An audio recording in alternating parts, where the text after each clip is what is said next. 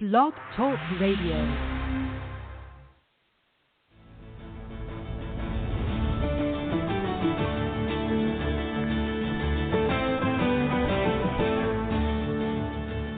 Hi, and welcome to The Art of Film Funding. I'm your co-host, Claire Papan, along with Carol Dean, author of the best-selling book, The Art of Film Funding. Carol is also the founder and president of From the Heart Productions and the host of this show. Our very special guest today, Naomi Middleton, is an independent filmmaker and producer who is interested in stories that paint portraits of humanity in conversation with larger issues of human rights and social justice. Her short doc, Hello, Home, Education, Love, Opportunity, was an official judge's selection and opened the Bennington Alumni Film and Creativity Festival in 2019. In 2021, she produced the short Predicting My MS with Emmy Award-winning filmmaker Jason Da Silva for Nova, which broadcast on PBS Nova in February 2022. She was an associate producer for award-winning filmmaker Byron Hurt's Nova film Lee and Lisa's Family Tree in 2023. She's presently serving as the nonprofit AXS Labs, AXS Film Fund Program Director, and is on the arts nonprofit Expressione board. And Carol, the AXS Lab that Naomi works for, is giving film grants for filmmakers of color with disabilities. Isn't that great, Claire? Yes, Naomi and AXS Labs, AXZ Labs, are doing wonderful things. And that's what we want to discuss today. So thank you, Naomi, for joining us. We have a lot of fun things we want to discuss today. Thanks for having me. Well, we want to know what inspired you to create the AXS Film Fund and how the mission was evolved since its inception. Yeah, that's a great question. So AXS Film Fund was established in 2020, but we didn't launch till 2021. Jason Da Silva is actually the brains behind it. He himself is a filmmaker of color living with a disability, and he saw in 2020 all of the events unfolding between the COVID-19 pandemic, elevated hate against immigrants, particularly Asian Americans, and the Black Lives Matter movement. He saw this just huge gap and crucial need to amplify more diverse voices. So that's where he came up with the idea of AXS Film Fund to help support filmmakers of color living with disabilities and getting their stories out there. Color and with disabilities, right. Well, let's talk about the application process for the Film Fund grant. So tell us what you look for in potential grantees. Yeah, so we utilize the nonfiction core application, which was created by Sundance and IDA.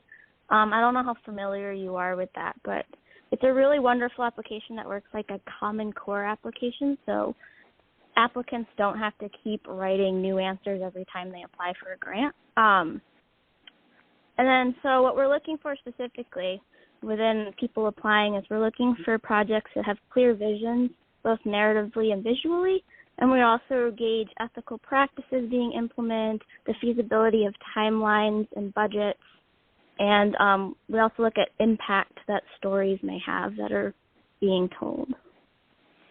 So ethical processes, what is that? Can you elaborate on that and the budgets? Sure. So in terms of ethical practices, we're really looking at like our filmmakers utilizing informed consent, our filmmakers really putting the participants in the communities that they're focusing their films on first and prioritizing their rights as participants. We look for various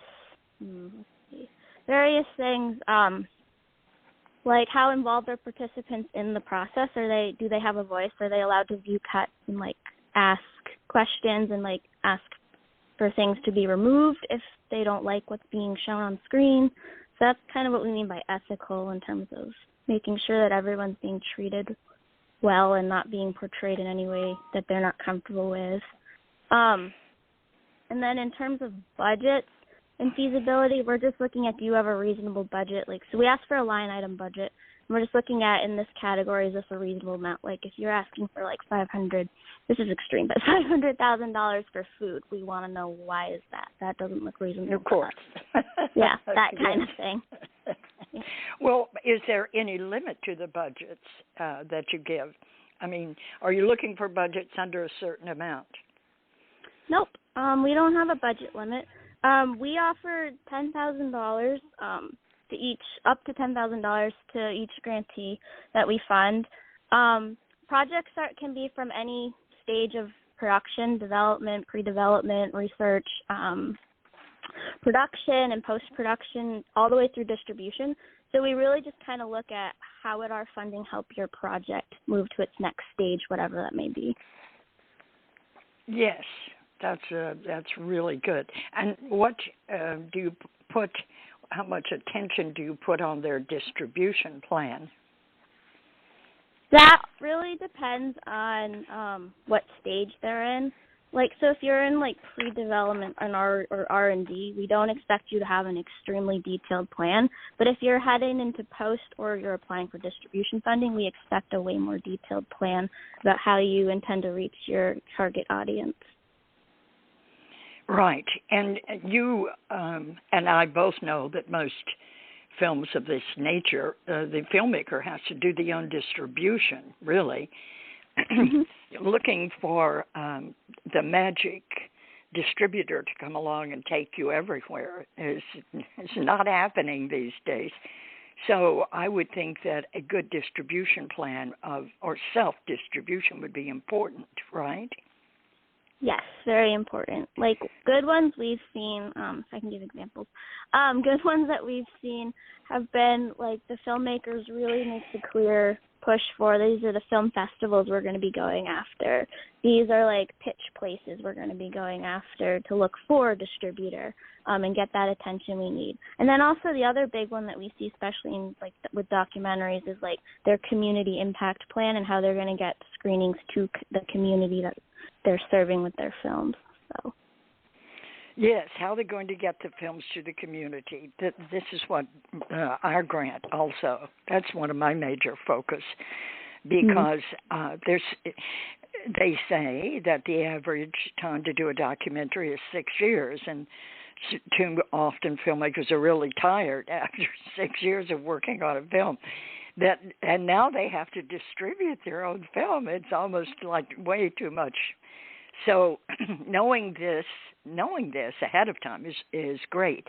That's why I love this new distribution playbook, because it tells you in the very beginning you have to recognize you may have to be your own distributor. And I think that's very important for filmmakers to know from the very beginning that's probably what's going to happen. You would be really lucky any other way. Mm-hmm. So what do you find are some of the most common challenges that filmmakers of color with disability face? I think some common ones, definitely finding visibility amongst stigma is difficult for many filmmakers. Like, even within our own data that we collect, we're seeing creators preferring to not identify as living with a disability, which is, like, we totally fine and respect that. We never ask anyone what their disability is. We leave it up to filmmakers to define what disability means to them and does it apply to them. But there's definitely a stigma against filmmakers with disabilities that we still see, unfortunately. Then another big one is access to funding. We've seen, like, a huge improvement in terms of places really and funders really making efforts to make sure that their application process from start to finish is accessible, but there are still places where there's a lack of understanding on how to make your entire process accessible, inclusive of anything you post on your website, your social media content, including alt tags with any images you're using, to the application itself, and having alternative methods for people to apply to your application with. So I think that's still a bit of a barrier. Okay. And then Oh, sorry. That's okay. Go ahead. Oh, I do have to say we have seen some improvements though, like with places having sections where they ask applicants to reach out to them if they need assistance with their application, offering alternative ways that people can apply, like accepting video submissions instead of just written, because sometimes written's harder for people. So there's some improvements, but I think that's still a bit of a thing we need to work on as a field.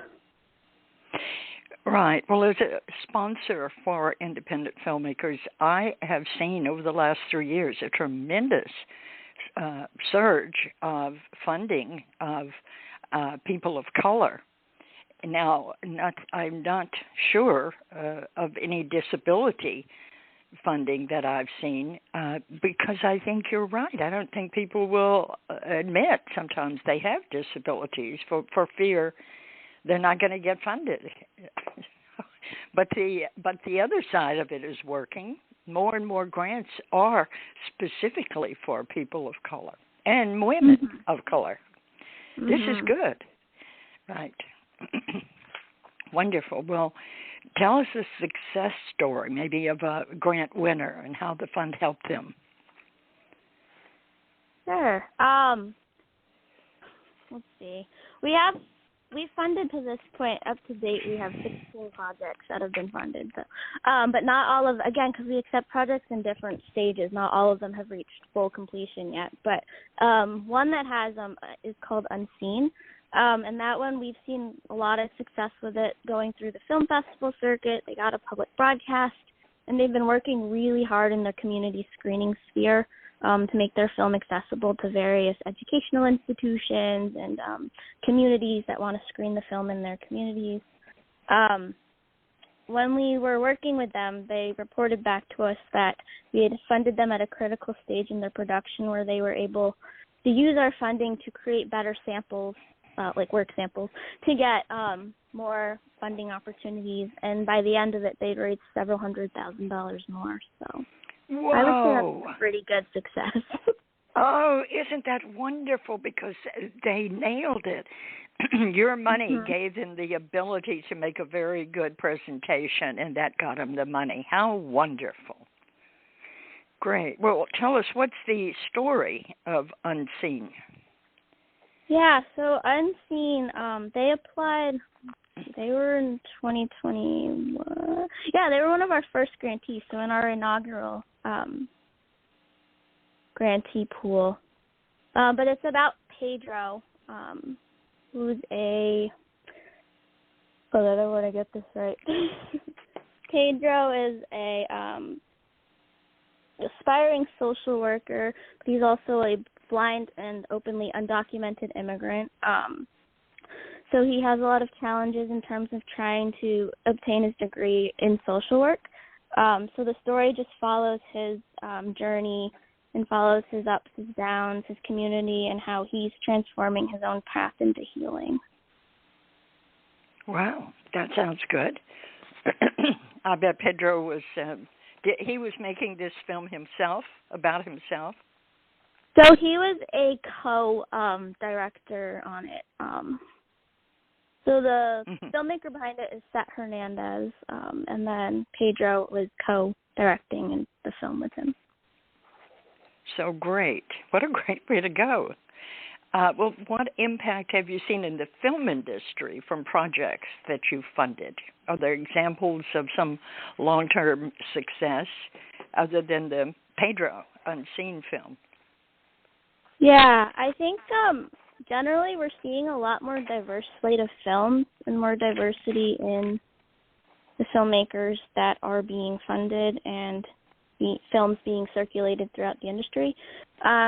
Like I mentioned earlier, I think we're seeing a lot more funders opening up to being more inclusive in their practices, including like getting accessibility audits done on their websites and things to make sure that people with disabilities can use their websites to get the information they need about grants. And then I think in terms of other films that we've seen success with, we have like Standing Above the Clouds premiered at Hot Dogs this last spring.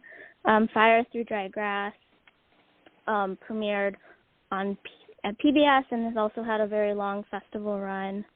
And then I guess in terms of a less like broad traditional run, we had a film called Sticker Movie, and they've been making a lot of waves in community screenings around the globe, including around the U.S. and then also Tokyo, London, Berlin.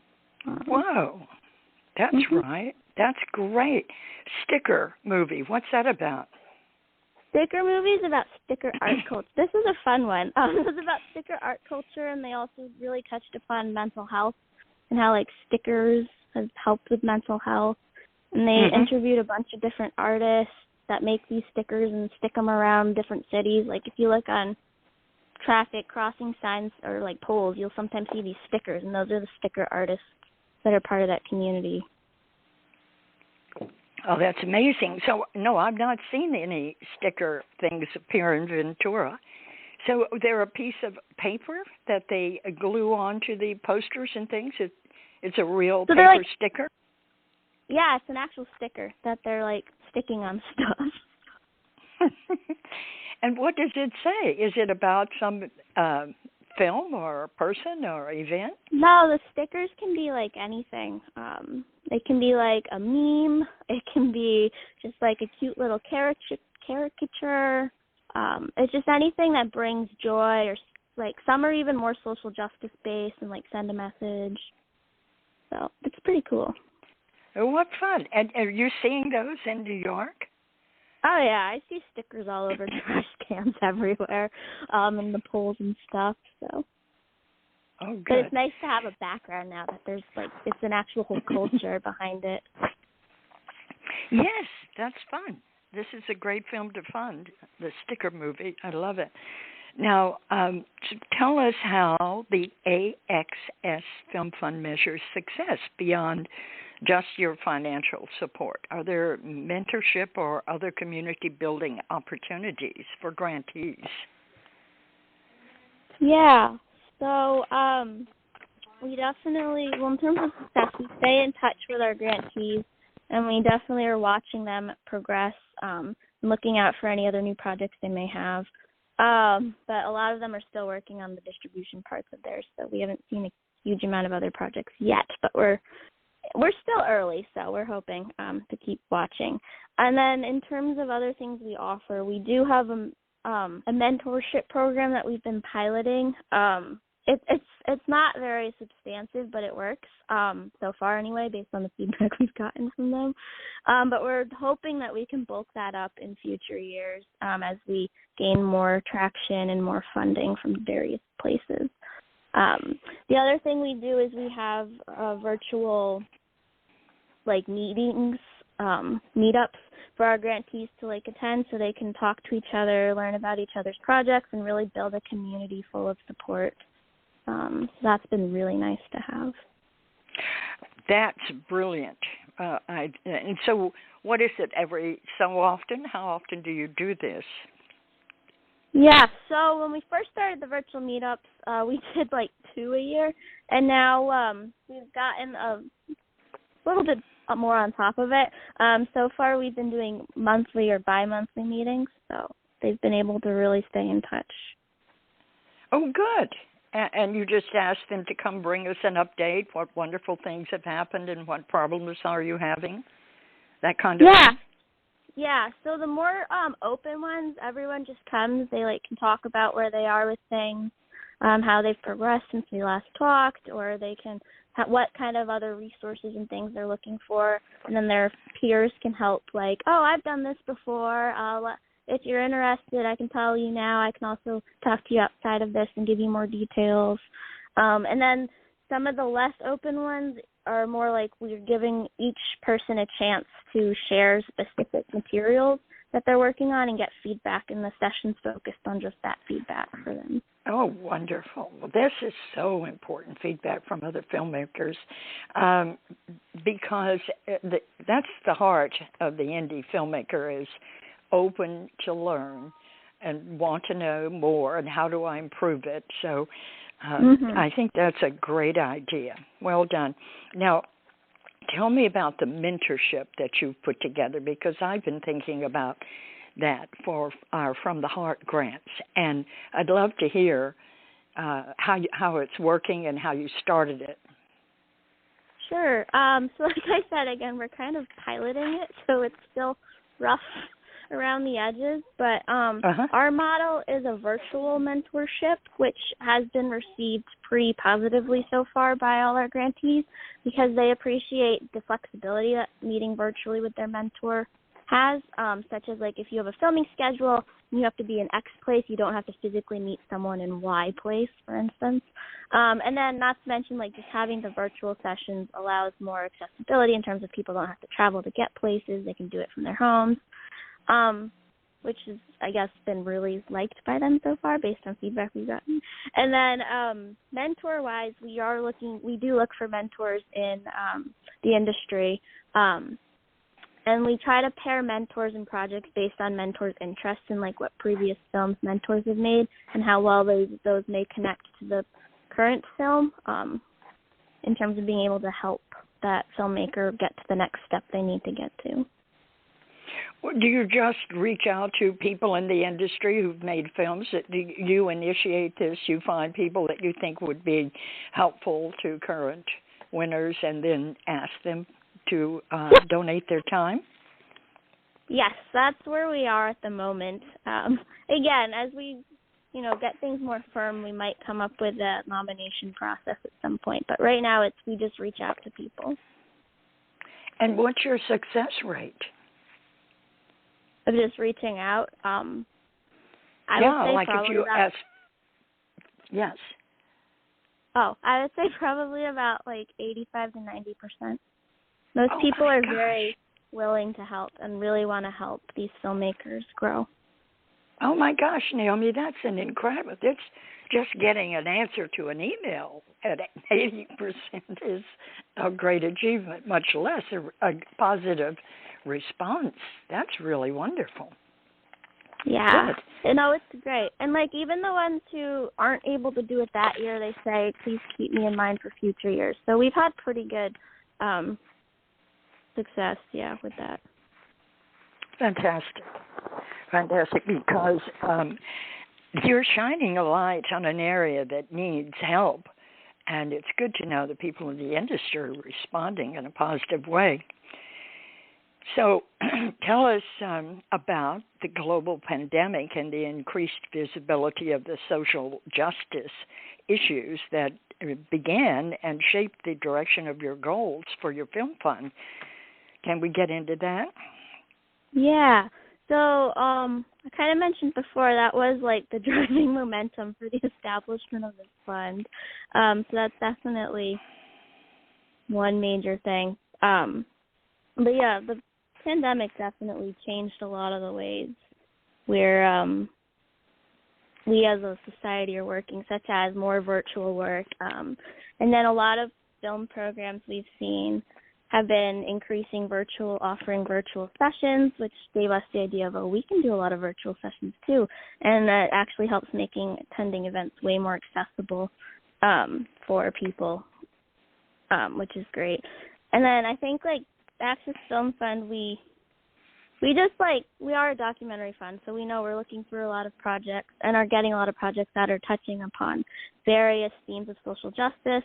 And I think one thing we've really been proud of is all of the intersecting themes that come along with that.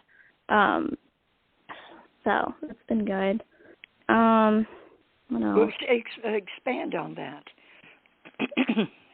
Intersecting themes? Oh, yeah. So, you have, obviously, themes of, racial equity, disability, and race can intersect. You have gender equity, and that's intersecting with all of those. So you just have all these different intersecting facets and themes that come up in all of the films that we've seen. Mental health, Right. And so they all come together in one film. That's what you're saying. Often. A lot of times, yes. And it's just so multifaceted. There is no one social justice issue in a film. The films we see really are taking it from all angles. That's great. That's really great. Well, looking forward, what are your long-term goals for the fund? Yeah. So we would really love to expand. first of all, sustainability is like primary, and we're really focused on our sustainability and working with what we have. But then in terms of like long-term goals, we would love to really bulk up that mentorship program that we've been piloting, because it'd be nice to make it more official than a pilot. We would love to expand our ability to give either more grants and or give higher levels of grants. And maybe even at some point, if we hit that mark, be able to break it into like X amount will go towards pre-development for sure, X amount will go to production, X amount to post-production, X amount to distribution. That way every category gets covered. Yeah. And then something else we're really looking forward to being able to do is offering our own workshops at some point. But for now, it's worked well that we've been able to just share other workshop opportunities with our grantees. But it'd be nice to be able to do our own at some point in the future. So you're thinking of doing your own workshop and teaching people how to raise funding and make their film production and film funding? Is that what you mean? Yes, yeah, because that's something that's been requested by grantees we've had. So these are all things we're working towards. We're just not there yet. Great. Yes, those are good directions to move in. So for parties that are interested in supporting or getting involved with your film fund, tell us the ways that they can contribute to your mission. Well, of course, if able, donating. We're always open to receiving donations. 'Cause all that funding goes back into being able to support our review panel who helps select applicants, the mentors, workshops when we get there, the overhead admin costs of running the program, and, of course, the grants themselves. And then if, like, that's not an option, of course, watching our grantees' films, helping push them on social media, attending community screenings, or hosting your own if you're able. And then really just overall helping advocate for more accessible practices in the industry and promoting, like, really good tools like Forward Docs Accessibility Kit would be great ways you can help support the work we're doing. Forward Docs, tell us about that. Yeah, so Forward Docs are a totally different organization from us, but they've created a bunch of different resources, including a toolkit for inclusion and accessibility that filmmakers can download and read and learn how they can really make more, if they can engage more authentic disabled storytelling and talent to make the film industry and media more accessible, and how we can better understand and serve those creators in our field. Okay, and it's forwarddocs.com. Is that where we would find that? So fwddoc.org, I believe. But if you just Google for FWD-Doc, they'll show up, and then they have a lot of great resources. .org. Good. And what is your address, and how can people reach you? Yeah, so ours is www.accessfilmfund.org. And then if you need to, like, contact us, you can email info@filmfund.org. Okay. info@AXSfilmfund.org. Right? Yep. Okay, Naomi, thank you. Thank you very much for the work that you and your partner are doing, and how you're raising the consciousness and raising money and helping filmmakers with disability make films. Congratulations. Thank you. Thank you for letting us talk about it today. Yes, we really thank you. Job well done. Thank you, Claire, for hosting the show. Thank you, Naomi, for your time, and we will be watching you and perhaps check with you next year and see how things are going, if you've achieved your goals. Thanks. Okay. Bye for now. Yes. Thank you, Claire. And be well, everyone. Oh, you're welcome. Be well, everyone. Thank you. Bye. Now, in its Bye, second Naomi. edition, Carol Dean's popular book, The Art of Film Funding, has 12 new chapters to cover all areas of film financing and how to avoid expensive pitfalls. Learn how to start with an idea and end with a trailer, how to make an ask for money, create your story structure and your trailer, legal advice, fair use, successful crowdfunding, how to ask for music rights, and what insurance you can't shoot without. Available on Amazon under Carol Dean and at FromTheHeartProductions.com. I want to remind our listeners that David Raiklin is a brilliant and talented award-winning musician who scores films and can compose music for a trio or for a full orchestra. David is a very good friend to the independent filmmaker and comes highly recommended by From the Heart Productions. If you need music to help tell your story, please contact him at davidraiklin.com. That's David, RAIKLEN.com. And Carol and I want to thank you for tuning in to The Art of Film Funding.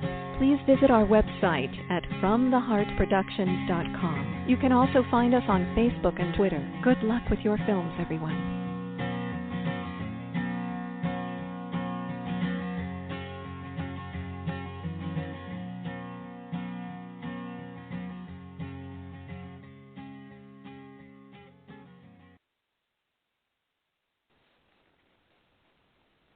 When you're part of a military family, you understand sacrifice and support. At American Public University, we honor your dedication by extending our military tuition savings to your extended family.